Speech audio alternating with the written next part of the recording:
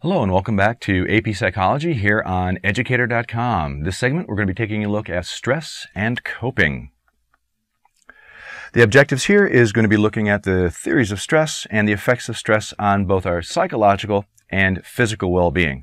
So in this segment, let's talk about stress, baby. Let's talk about anxiety. Let's talk about all the good things and the bad things that can be. Let's talk about stress.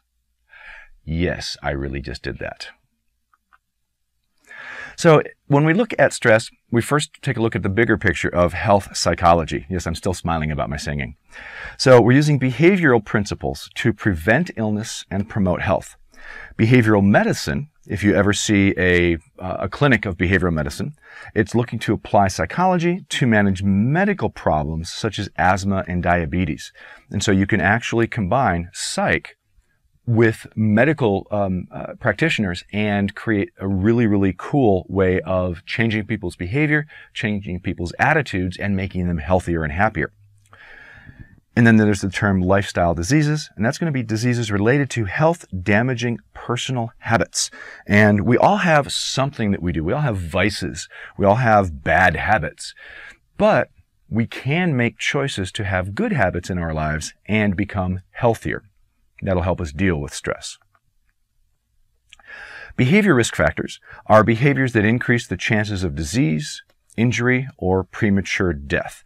And that's going to include things like smoking, drugs, excessive alcohol, not exercising,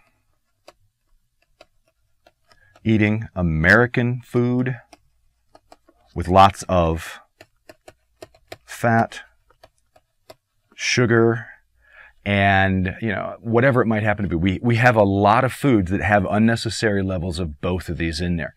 That's one of the reasons why we are one of the heaviest nations in the world. I think second now, literally just this past week, it came out that the United States is now second after Mexico in terms of being the heaviest nation in the world. Then there is what is known as the disease-prone personality, and yes, there is such a thing. And this is a personality type that's associated with poor health. The person often is chronically depressed, anxious, hostile, and frequently ill. So that is a possibility. So behavioral risk factors, stuff we do, choices we make that impact our health in a negative way. Stress, hormones, and the brain. You know that stress activates the sympathetic nervous system. Some people will say, "What are you so uptight about? Why are you so stressed?" That's because adrenaline and noradrenaline has been released. Adrenaline is also known as epinephrine. That is the British version of the name. And then noradrenaline is norepinephrine. So they're identical for future reference. And that's quick to act. So these are going to be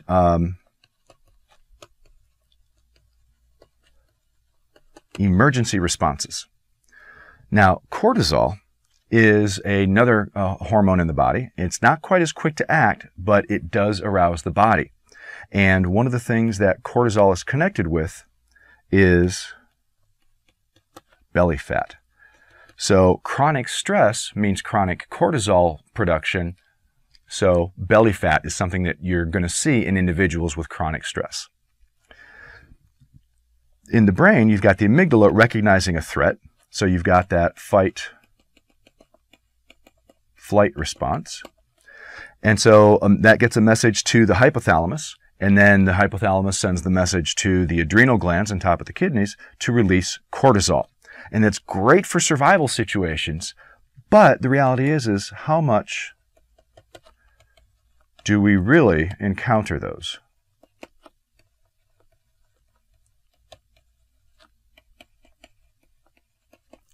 Instead, what tends to happen is that we cognitively stress ourselves out. Stress is mainly a matter of attitude and approach toward the things that happen in our lives. So attitude is going to be very important. But in the long term, with cortisol especially, elevated levels can suppress the immune system, increase blood pressure, increase blood sugar, decrease libido, produce acne, contribute to obesity, especially belly fat, as I mentioned, and more. And so stress is also associated with anxiety issues, both short-term and long-term. There are ways to cope with stress. There are predictors in terms of how we think of the things that happen in our lives. Those predictors will show whether we are stressful or not stressful.